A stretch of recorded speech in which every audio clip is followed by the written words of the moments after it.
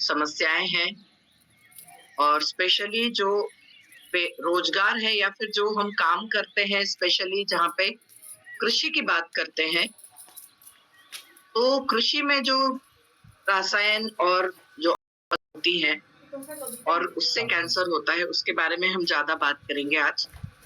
तो चलिए स्टार्ट करते हैं अपना सेशन। कैंसर संबंधी समस्याएं और उनका फिर समाधान कैसे कर सकते हैं। तो सबसे पहले जानते हैं कैंसर क्या है। What is cancer?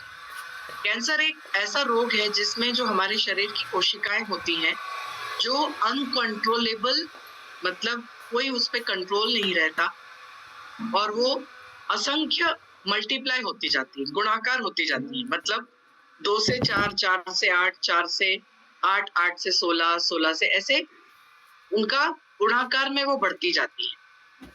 और ये जो एबनॉर्मल कोशिकाएं होती हैं, जो असंतुलित इसमें मल्टीप्लाई होती जाती हैं, वो शरीर के किसी भी पार्ट को डैमेज कर सकती हैं और एक स्थान से दूसरे स्थान तक वो प्रवाहित भी हो जाती हैं, जैसे कि ब्लड से, लिम्फेटिक सिस्टम से, और फिर वो जो कैंसर है वो पूरे शरीर में पसरने लगता है।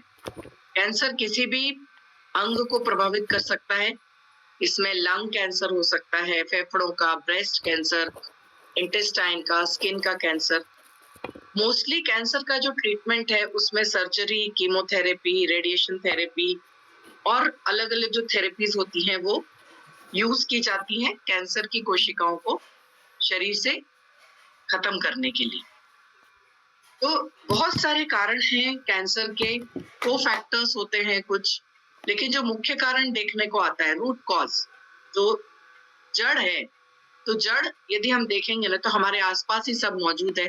उस पे यदि हमने कंट्रोल पा लिया तो फिर कैंसर जैसी बीमारी पे हम अपना कंट्रोल पा सकते हैं। तो अब इसमें कौन कौन से फैक्टर्स हैं देखिए। सबसे पहले आप देखोगे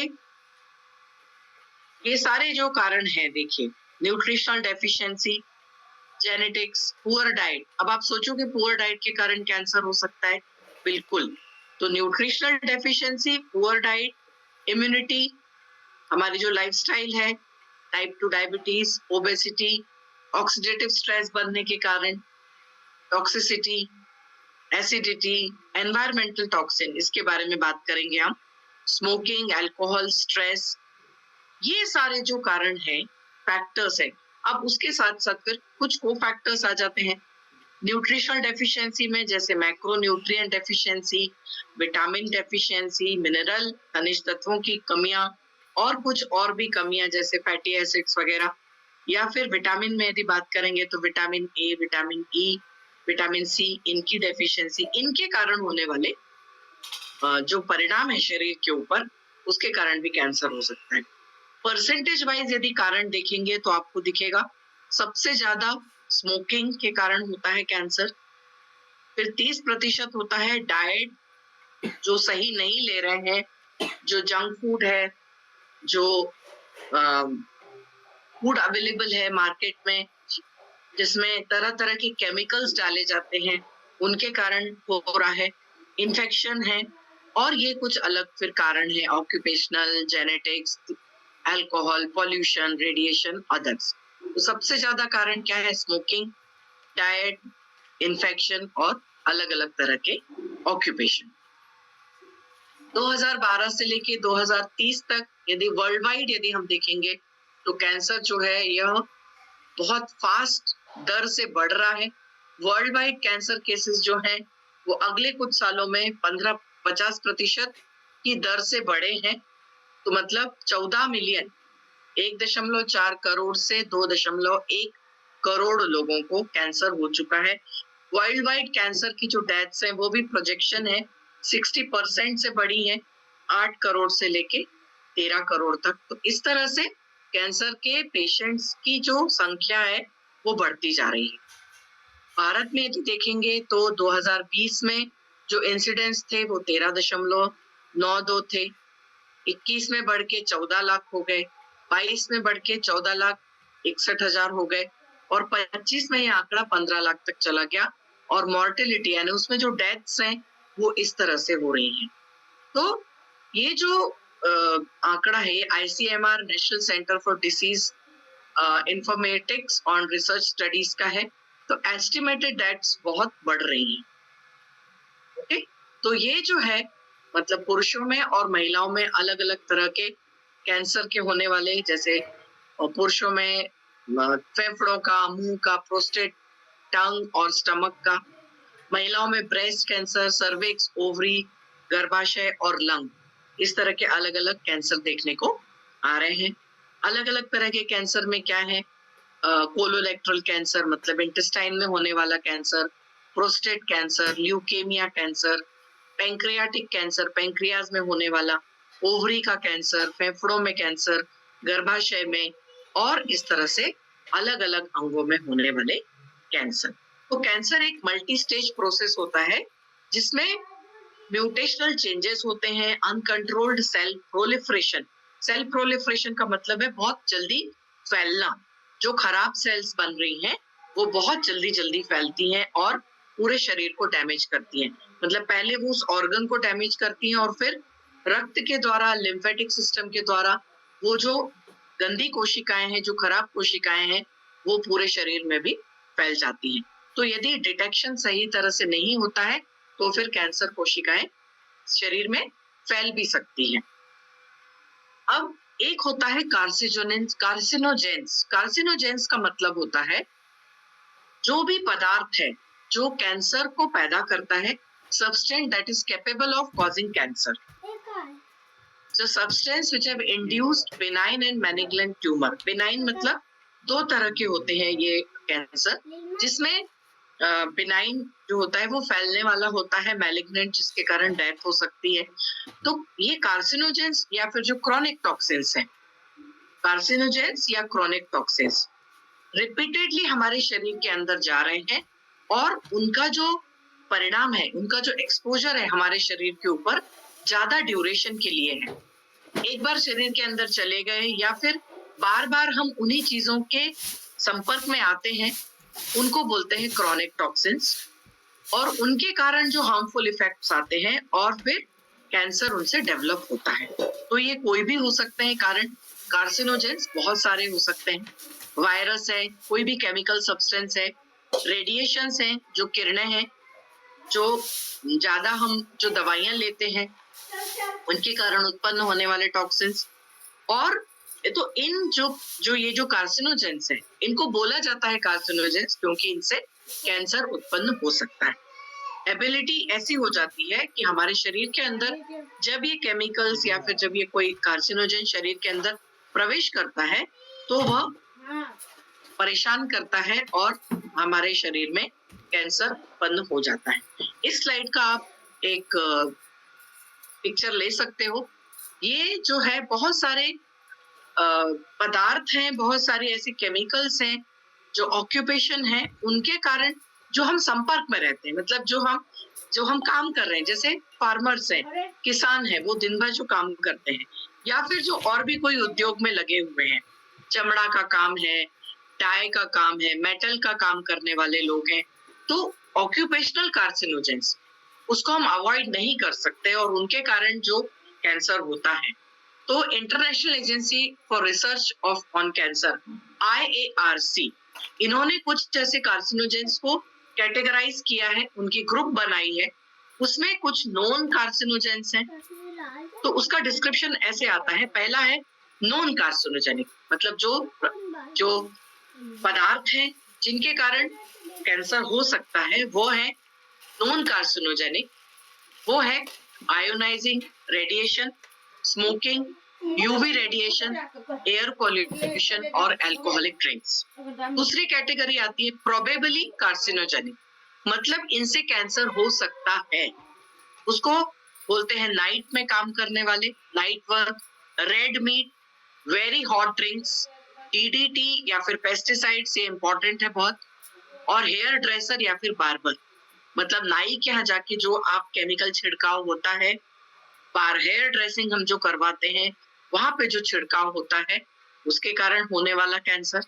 फिर पॉसिबली कार्सिनोजेनिक एक और है रेडियो फ्रीक्वेंसी, जो बड़े बड़े जो रडार है या फिर जो खंबे लगे हुए होते हैं, उनसे जो फ्रीक्वेंसीज आती हैं, उनसे जो वेव्स बाहर निकलती हैं, उनसे जो मैग्नेटिक फील्ड तैयार होता है, उसके कारण, कुछ एलोवेरा के कारण, पिकल्स जिसमें केमिकल्स मिला हुआ होता है, और ड्राई क्लीनिंग में जो केमिकल का इस्तेमाल किया जाता है, उनके कारण।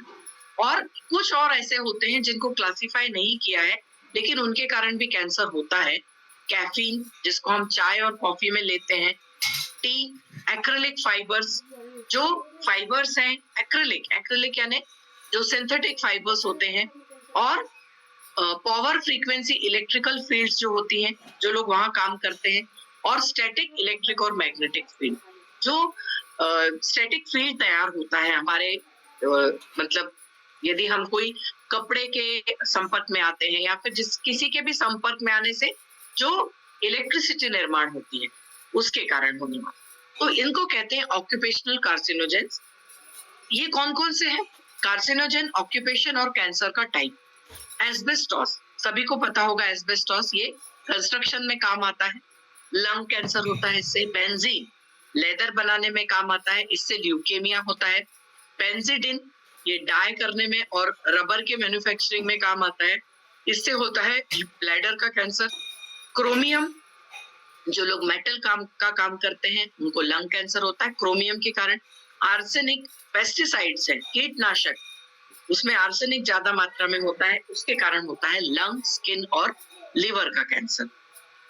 अब ये जो पिक्चर आप देखते हो, गाँव में आप जैसे कंटिन्यूसली जो खेती में इन्वॉल्व हैं किसान, तो मिट्टी, पानी और एयर कंटामिनेशन, मतलब हम जो कीटनाशक, पेस्टिसाइड्स हम छिड़कते हैं, केमिकल्स जो छिड़कते हैं, जैसे कि हेफ्टाक्लोर, एंडोसल्फान, ये ज्यादा से ज्यादा जो पेस्टिसाइड यूज किए जाते हैं, उनसे जो तैयार होने वाले केमिकल्स हैं, अभी आप देख रहे हो ये जो छिड़काव हो रहा है हमारी खेतियों पे, ये है यूरिया, जो हम खेतों में डालते हैं, पेस्टिसाइड का काम करते हैं।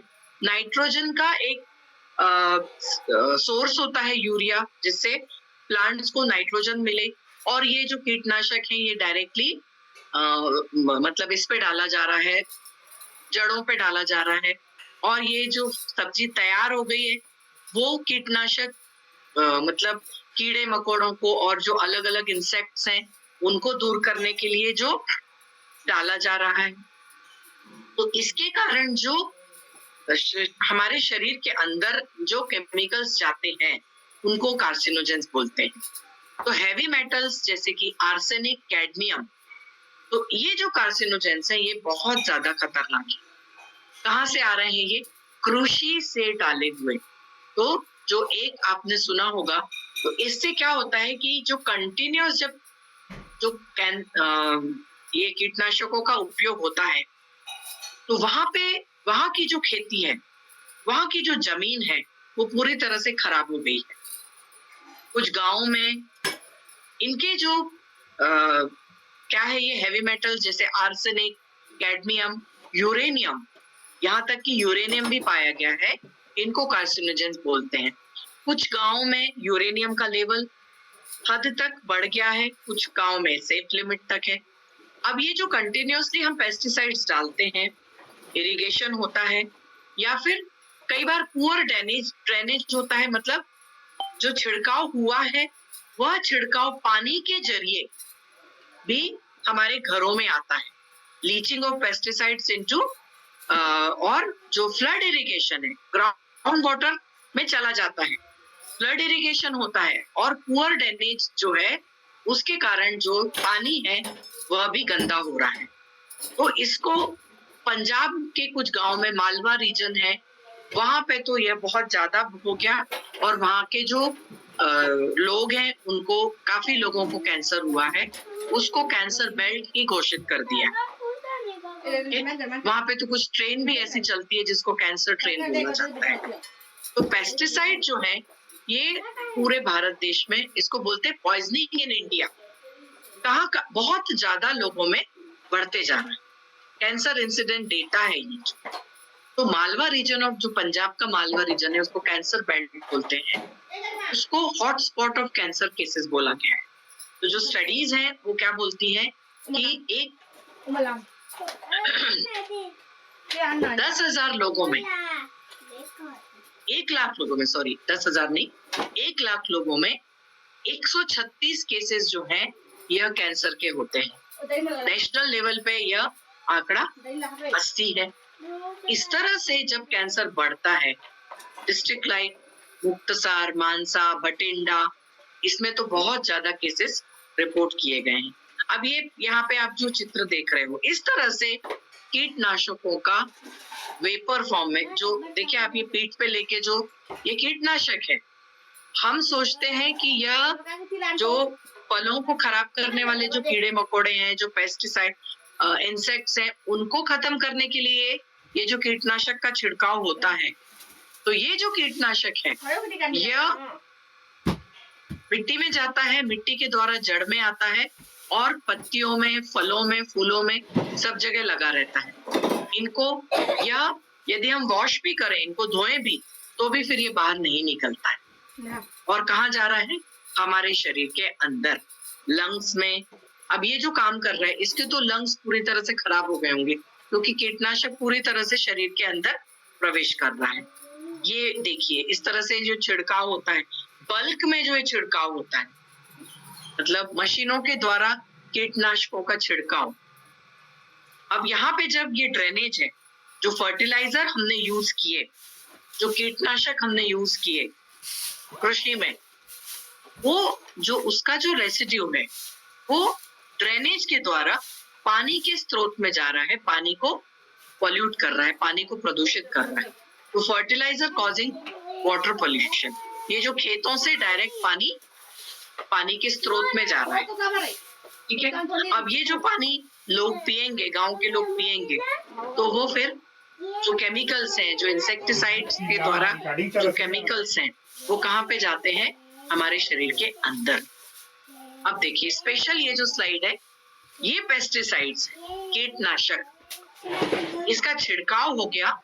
अब ये जब छिड़काव हो गया, इसमें जो हैवी मेटल्स हैं, इसमें पेस्टिसाइड्स में जो हैवी मेटल्स हैं, बहुत हानिकारक है हमारे शरीर के लिए। उसमें कैडमियम, लेड, कॉपर और जिंक। कॉपर और जिंक शरीर के लिए जरूरी भी है, लेकिन जब वो ज्यादा मात्रा में हो गए ये हैवी मेटल्स, तो ये देखिए, पेस्टिसाइड्स जमीन के अंदर है, मिट्टी में छिड़काव हुआ इनका, लेकिन ये कैडमियम, लेड, कॉपर और जिंक जो है, ये जड़ों के माध्यम से पूरे प्लांट में पहुंचते हैं, पौधे में पहुंचते हैं, पत्तियों में, फलों में, पूरे प्लांट में ये हैवी मेटल्स पहुंच जाते हैं। और जब ये हैवी मेटल्स पौधे में पहुंच गए, फिर उसको निकाल पाना बहुत मुश्किल है। यदि ऊपर रहते हैं पत्तियों के ऊपर, तो हम उनको धो के भी बाहर निकाल सकते हैं, लेकिन जब ये अंदर चले गए, तो फिर उनको निकाल पाना बहुत मुश्किल है। फिर हैवी मेटल और जो पेस्टिसाइड्स हैं, उनके हमारे शरीर के ऊपर बहुत ज्यादा दुष्परिणाम होते हैं। कौन कौन से दुष्परिणाम है, ये आपको इसमें समझ में आएगा। पेस्टिसाइड, ऐसे लग रहा है जैसे हमारे शरीर के ऊपर ही पेस्टिसाइड का छिड़काव हो रहा है। वहां कहाँ हो रहा है पेस्टिसाइड का छिड़काव? जमीन में, मिट्टी में, लेकिन पौधों के द्वारा वो अंदर आ गए, फलों में चले गए, और जो फल और सब्जियां जो हम खा रहे हैं, उसमें क्या हो रहा है, ये जो हैवी मेटल्स जो है शरीर के अंदर जा रहे हैं। उसके कारण क्या हो रहा है? लंग कैंसर, हेपेटिक नेक्रोसिस यानी लीवर में दुष्परिणाम होना, ओवेरियन कैंसर होना, cardiac failure, musculoskeletal disease, muscles का में खराब होना, रूमेटाइड, थायराइड हार्मोन में कमी आना, इंट्रावेस्कुलर हीमोलाइसिस, इसमें प्रॉब्लम होना, रीनल डिसफंक्शन यानी किडनी में परिणाम होना, ऑस्टियोपोरोसिस होना। तो ये सारी बीमारियां फिर शुरू हो जाती हैं। उसमें लंग कैंसर और ओवेरियन कैंसर ज्यादा देखा गया है।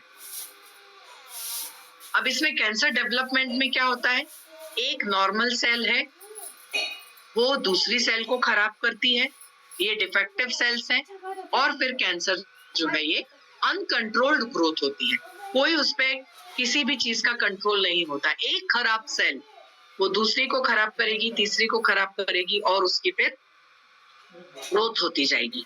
तो कोई भी कारण हो, केमिकल्स हो, कोई इन्फेक्शन हो, कोई अल्ट्रावायलेट रेडिएशन हो, कोई भी मटेरियल हो, नॉर्मल सेल को खराब करता है, डीएनए डैमेज होता है, सेल का मल्टीप्लिकेशन होता है, मतलब गुणाकार होता है, और जो जेनेटिक चेंजेस आ जाते हैं, मतलब डीएनए खराब हो गया, डीएनए यदि डैमेज हो गया तो फिर उसी तरह की सेल्स बनती हैं, क्योंकि डीएनए से ही मल्टीप्लिकेशन होता है। तो जेनेटिक चेंज यदि शरीर की कोशिकाओं में आ गए तो फिर अनकंट्रोल्ड सेल ग्रोथ होती जाती है और ट्यूमर बनते जाते हैं। अब इसमें क्या होता है कि इसको बोला जाता है ऑक्सीडेटिव स्ट्रेस। शरीर के अंदर की कोशिकाएं जो है वो खराब होती चली जाती हैं और उसको बोलते हैं sales under oxidative stress. Oxidative stress जो होता है यह हमारे शरीर के अंदर की जो रिएक्टिव ऑक्सीजन स्पीशीज है उसको खराब करता है, और जो एंटीऑक्सीडेंट शरीर में पाए जाते हैं उनको भी, उनकी डेफिशिएंसी फिर मालूम होने लगती है।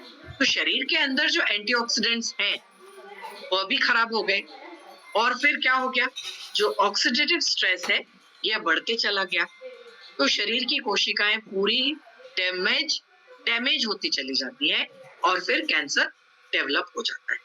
इस तरह से नॉर्मल सेल कैंसर सेल बनी, डबल हुआ, फिर गुणाकार हुआ, और फिर ये मैलिग्नेंट कैंसर ये बढ़ते चले गए। अब इनको हम ठीक कैसे करते हैं? कैंसर यदि हो गया और उसका डिटेक्शन यदि हो गया तो कैंसर का जो ट्रीटमेंट है मोस्टली कीमोथेरेपी के द्वारा किया जाता है। कीमोथेरेपी क्या है? एक हमारे शरीर के अंदर जो सिस्टमिक डिसीज है या फिर जो लोकलाइज्ड कुछ कैंसर सेल्स हो गई हैं एक पर्टिकुलर ऑर्गन में, तो वहां से फिर जो थेरेपी कीमोथेरेपी दी जाती है या फिर सर्जरी की जाती है या रेडिएशन दिया जाता है। तो इनको बोला जाता है एंटी नियोप्लास्टिक एजेंट्स, जो कि ट्यूमर सेल को डिस्ट्रॉय करते हैं, सेल्यूलर फंक्शन को ठीक करते हैं और उनका रेप्लिकेशन भी ठीक करते हैं। लेकिन कैंसर ट्रीटमेंट में क्या है कि जो कीमोथेरेपेटिक एजेंट्स हैं, यहाँ पे ध्यान दीजिए थोड़ा, जो कीमोथेरेपेटिक यानी कि जो रेडिएशंस हैं या फिर जो केमिकल्स के द्वारा जो म्यूटाजेनिक एजेंट कैंसर को खत्म करते हैं, वो एजेंट्स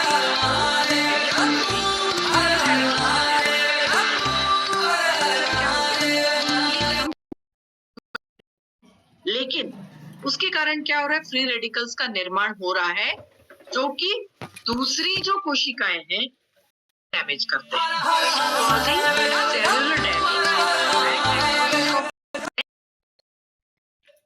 तो उसके कारण क्या हो जाता है, कीमोथेरेपी के कारण भी कुछ साइड इफेक्ट्स आने लगते हैं।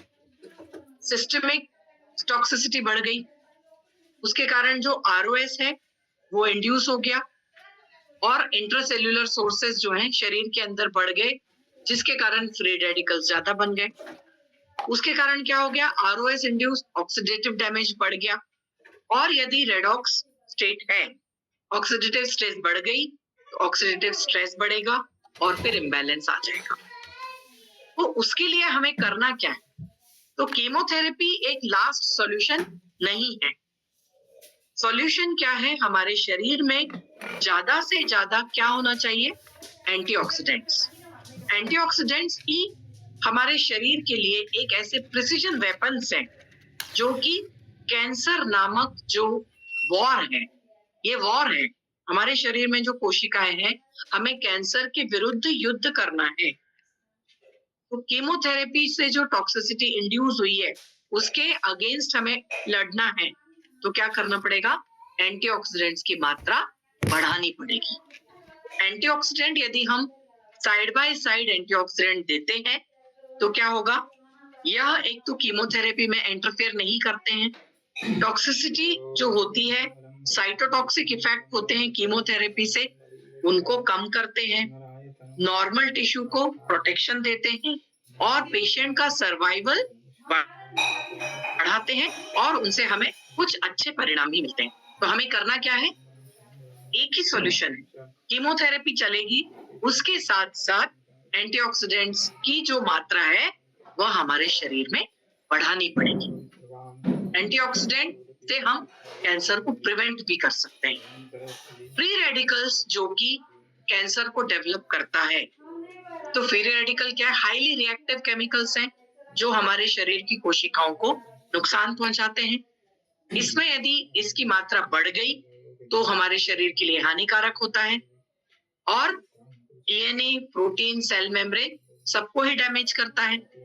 फ्री रेडिकल्स स्पेशली जो डीएनए को डैमेज करता है, उसके कारण फिर कैंसर और दूसरी हेल्थ कंडीशंस यह खराब होती चली जाती हैं। एंटी कैंसर को हमें अपने डाइट का एक पार्ट बनाना पड़ेगा, उसको हमें अपने डाइट में शामिल करना पड़ेगा। कैंसर है और यदि कैंसर से बचना है, दोनों केसेस में हमें एंटीऑक्सीडेंट हमारी डाइट में बढ़ाने पड़ेंगे। एंटीऑक्सीडेंट क्या है? जो कि ऑक्सीडेशन प्रोसेस को कम करती है और एक प्रोटेक्टिव एजेंट की तरह काम करती है। प्रोटेक्ट किससे करती है? फ्री रेडिकल से प्रोटेक्ट करती है। हमारे शरीर के अंदर की जो प्रक्रियाएं हैं, उनके कारण जो फ्री रेडिकल बनता है और जो टॉक्सिन्स हमारे शरीर में जा रहे हैं, उनके कारण जो फ्री रेडिकल बनता है। फ्री रेडिकल हमारी हेल्दी कोशिकाओं को अटैक करते हैं, डीएनए में परिवर्तन लाते हैं, जिसके कारण ट्यूमर की ग्रोथ होती है। तो करना क्या है? हेल्दी सेल्स के तो फ्री रेडिकल्स को कम करना है। अंतिम लक्ष्य क्या रहेगा? फ्री रेडिकल्स को कम करना। तो हमारी डाइट ऐसी होनी चाहिए जिसमें ज्यादा से ज्यादा एंटीऑक्सीडेंट्स हो। उसमें सबसे इंपॉर्टेंट है vitamin C, 75 milligram per day और 90 मिलीग्राम पर डे पुरुषों ने यदि विटामिन सी लिया तो हमारे शरीर में उत्पन्न होने वाले कैंसर जैसे ओरल कैविटी, स्टमक, इसोफेगस, अन्न नलिका, यहाँ के जो कैंसर हैं, रेक्टम, पैंक्रियास, सर्विक्स, इन सबको हम प्रिवेंट कर सकते हैं। विटामिन सी जो है ब्रेस्ट कैंसर और लंग कैंसर को भी प्रोटेक्शन देने में सक्षम। बीटा कैरोटीन, तो ये जो है बीटा कैरोटीन जो है यह विटामिन ए का प्रो विटामिन है जो कि कैंसर को डेवलप होने से कम करता है, बचाता है। विटामिन ई प्रोटेक्ट करता है प्रोस्टेट ग्लैंड और कोलोरेक्टल कैंसर।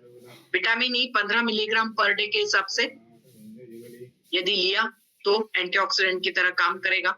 तो धन्वंतरी हेल्थ केयर के प्रोडक्ट्स और न्यूट्रा हर्ब्स, ये दोनों ही कैंसर केयर और प्रिवेंशन में सहायक हैं। अब जो ये चीजें हमने देखी, इसमें कुछ आयुर्वेदिक प्लांट एक्सट्रैक्ट हैं, interesting anti cancer properties, CCR capsule. हमने बहुत सारे कारण पिछली स्लाइड्स में देखे जिनके कारण मोस्टली ओरल कैविटी का जो कैंसर है, जिसके कारण फ्री रेडिकल्स जो बढ़ गए हैं, वो हमारे ओरल कैविटी को या टोबैको च्यूइंग से जो होने वाली या स्मोकिंग के कारण होने वाली जो कोशिकाओं को खराब कर रहा है, उनको प्रोटेक्शन देते हैं। तो सीसीआर कैप्सूल में आंवला है और भी बहुत सारी मेडिसिनल प्लांट्स हैं। जो आंवला जो है ये प्रिवेंट करता है और डैमेज को रिपेयर करता है। इससे संबंधित होने वाले skin, breast, lung cancer, colon और इसोफेगल कैंसर और ब्लैडर के कैंसर को भी कम करता है। ऑक्सीडेशन, जो फ्री रेडिकल्स के कारण ऑक्सीडेशन होता है सेंसिटिव टिश्यूज में, specially liver, brain, breast, colon और लंग टिश्यू। लिवर के एंजाइम में डैमेज होने वाले जो एंजाइम्स हैं उनको ठीक रखता है और डीएनए स्ट्रक्चर, जो डीएनए लेवल तक जो डैमेज होता है उसको प्रिवेंट करता है। तो ये सीसीआर कैप्सूल के बेनिफिट्स हैं। सीसीआर कैप्सूल में क्या क्या है देखिए, ग्रीन टी एक्सट्रैक्ट। हम ग्रीन टी एक्सट्रैक्ट के बारे में बहुत बार बात कर चुके हैं। इसमें पॉलीफिनॉल्स हैं। ये जो फ्लेवेनॉल्स हैं या जो पॉलीफिनॉल्स हैं, यह बहुत उपयोगी है। इसमें कैटकिन नामक जो पदार्थ पाया जाता है वह बहुत अच्छा एंटीऑक्सीडेंट है, ऑक्सीडेटिव स्ट्रेस को कम करता है, very very effective preventing oxidative stress और मेमोरी कैंसर को कम करने में। कैटकिन का जो है एंटी ट्यूमरोजेनिक भी बोला जाता है, मतलब ट्यूमर को कम करने वाला agent. Prevention of many types of cancer including lung, colon, oesophagus, mouth, stomach, small intestine, kidney, pancreas और मेमोरी ग्लैंड्स। फिर इसमें है आंवला पाउडर का एक्सट्रैक्ट, आंवला पाउडर या फिर फाइलेंथस एम्बेलिका। इसमें भी बहुत ज्यादा मात्रा में पॉलीफिनॉल्स और हाइड्रोलाइजेबल टेनिन्स पाए जाते हैं, जो कि फ्री रेडिकल्स को सोक कर लेते हैं। सोका मतलब फ्री रेडिकल्स जो ज्यादा बनते हैं शरीर में, उनको सोक कर लेते हैं और कैंसर प्रिवेंटिव प्रॉपर्टीज कहलाती है ये। जब आपके शरीर के अंदर फ्री रेडिकल्स ज्यादा बन गए तो आपको क्या करना चाहिए? उनको ऐसा पदार्थ लेना है जो कि उनको समाप्त करे। वो आंवला में कुछ ऐसे गुण पाए जाते हैं, वो फ्री रेडिकल्स को कम कर देते हैं। क्विरस्टीन बहुत अच्छा एक पदार्थ है, क्विरस्टीन नामक, जो कि जो एटोप्सिस है, एपोप्टोसिस यानी ये जो कोशिकाएं जो फैलती हैं उनको अरेस्ट करना, उनकी ग्रोथ को कम करना और उनको खा जाने, ऑटोफेगी, ये अलग अलग टर्म्स है जो इम्पोर्टेंट हैं। फिर अश्वगंधा भी कैंसर के प्रिवेंशन और ट्रीटमेंट में काम आता है। इसमें पाए जाने वाले जो कंपाउंड्स हैं वह एटोप्सिस का इंडक्शन करते हैं, मतलब उसको स्टार्ट करते हैं। मतलब जो कोशिकाओं का जो बढ़ना है, एबनॉर्मल कोशिकाएं जो बढ़ती हैं उनको कम करना, उनकी ग्रोथ को अरेस्ट करना, ये फाइटोकेमिकल कंपाउंड्स करते हैं। Major phytochemical present in ashwagandha, angiogenesis, cell एटोप्सोसिस, मतलब वो जो कोशिकाओं की ग्रोथ है उनको कम करना। यह सेल साइटोटॉक्सिसिटी, इम्यूनोमॉड्यूलेटरी और न्यूरोप्रोटेक्टिव एक्टिविटीज में इसमें पाई जाती है। फिर है विंका रोजिया, सदाफुली जो प्लांट होता है, विंका रोजिया पेरिविंकल, इसमें बहुत अच्छी मात्रा में ऐसे पदार्थ पाए जाते हैं जो कि जो सेल साइकिल है उसको कम करते हैं। इसमें पाए जाने वाले ये फ्लावर आपने सबने देखा होगा, ये फूल विंका रोजिया, यह एक नेचुरल रिसोर्स है जिसमें बहुत अच्छी मात्रा में जो पदार्थ पाए जाते हैं या फिर जो केमिकल कंपाउंड्स पाए जाते हैं वह 60% एंटी कैंसर का काम करते हैं। इसमें विनक्रिस्टीन, विनब्लास्टीन, ये नाम आपको याद रखने की जरूरत नहीं है, सिर्फ ये ध्यान रखिए कि जो प्रकृति ने हमें ऐसी चीजें दी हैं उनका यूज हमने अपने प्रोडक्ट में किया है। तो ये विंका जो है, विंका जो प्लांट है, उसके जो फ्लावर्स हैं बहुत ज्यादा मात्रा में कैंसर को प्रिवेंट करने में सक्षम है और ठीक करने में भी सक्षम है।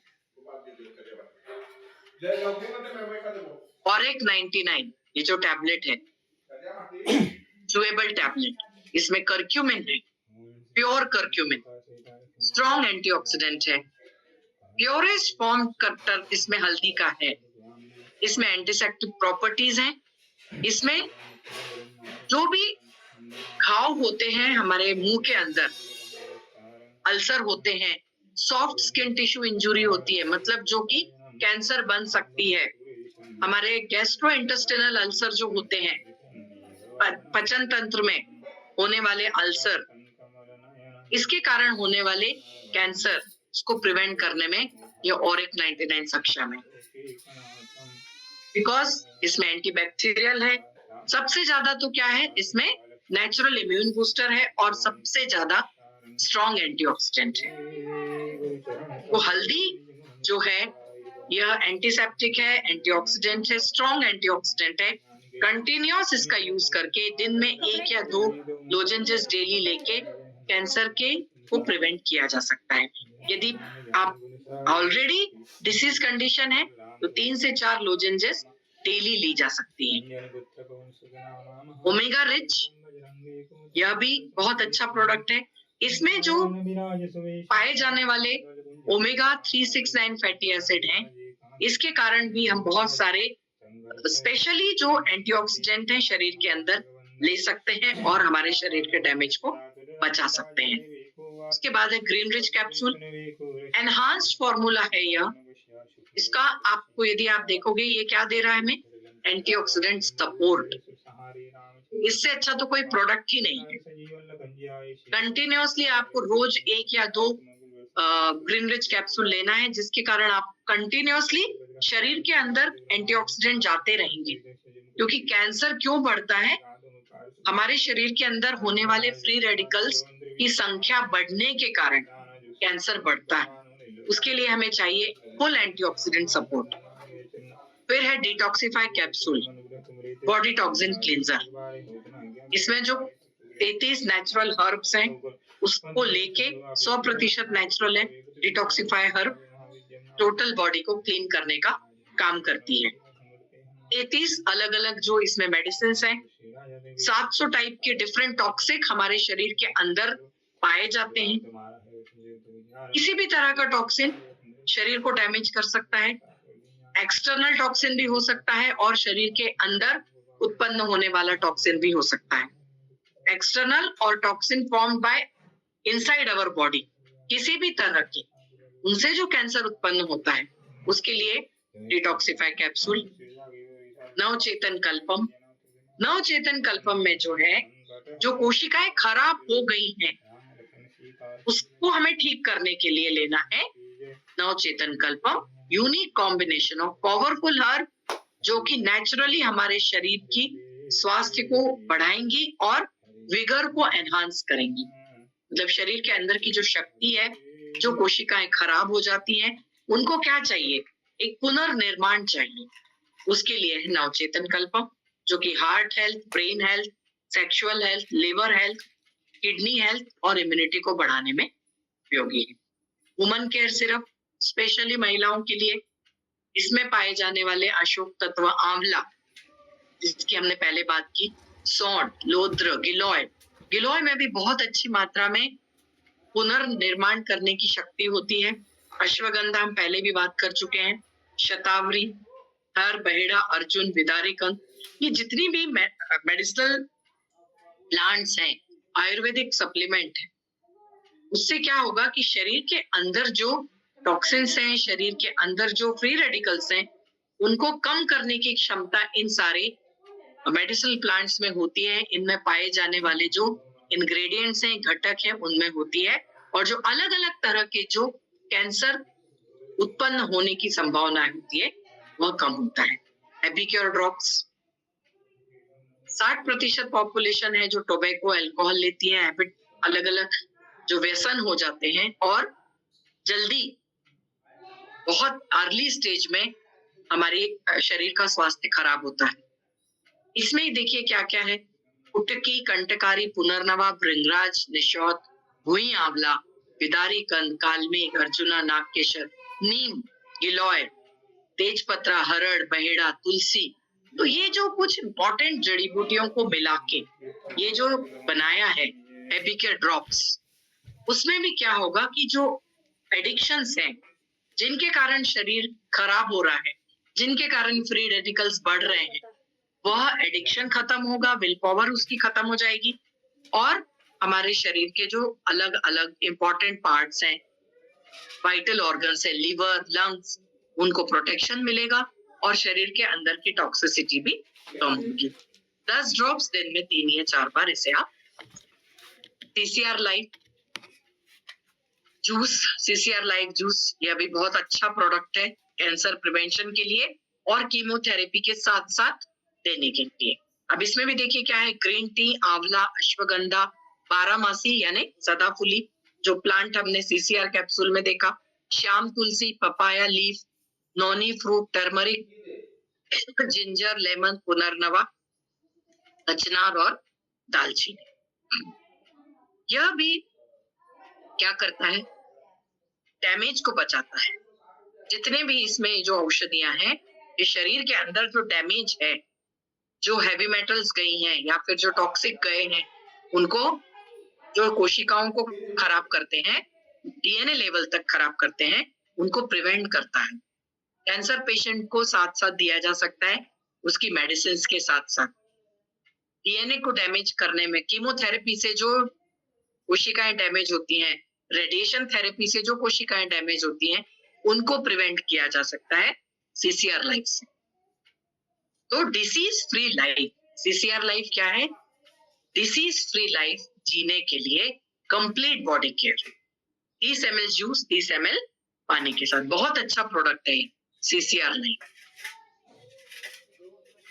सी बकथॉर्न जूस, विटामिन के कारण, डेफिशिएंसी के कारण होने वाले जो परिणाम है शरीर के अंदर, उनके कारण जो कैंसर होता है, उसके लिए है sea buckthorn juice. Rich in nutrients, packed with vitamin C, E, B complex, beta carotene, जो कि आपकी ओवरऑल सपोर्ट, हेल्थ को सपोर्ट देगा, हमारी इम्यूनिटी को बढ़ाएगा। 30 ml जूस, 30 ml पानी के साथ। मैग्नोरिच जूस, संपूर्ण पोषण इसमें हमें मिलता है। इम्यून सिस्टम अच्छा होता है, डिफेंस पावर बढ़ती है, अच्छी मात्रा में प्रोटीन, विटामिन और मिनरल का सप्लाई होता है। ये इंपॉर्टेंट है यहाँ पे, good supply of protein, vitamin और मिनरल्स, और डिफेंस पावर हमारे शरीर का स्ट्रॉन्ग होना, क्योंकि इससे जो हमें पोषक तत्व मिलता है, संपूर्ण पोषक तत्व, वो हमारे शरीर के लिए जरूरी है। तो ये जो दो सप्लीमेंट हैं, सी बकथॉर्न जूस और मैग्नोरिच जूस, ये सभी ने लेना चाहिए। CCR लाइफ सभी ने लेना चाहिए। 30 ml जूस, 30 ml पानी के साथ लेके सुबह या शाम को इसे लिया जा सकता है। प्रिवेंट किया जा सकता है, कैंसर को प्रिवेंट किया जा सकता है, ब्रेस्ट कैंसर को प्रिवेंट किया जा सकता है। तो ये सारी चीजें हैं जो बताने की थी, इंपॉर्टेंट थी। तो इसी के साथ यहाँ पे मैं सेशन को समाप्त करती हूँ। Thank you very much. धन्यवाद मैम। आज आपने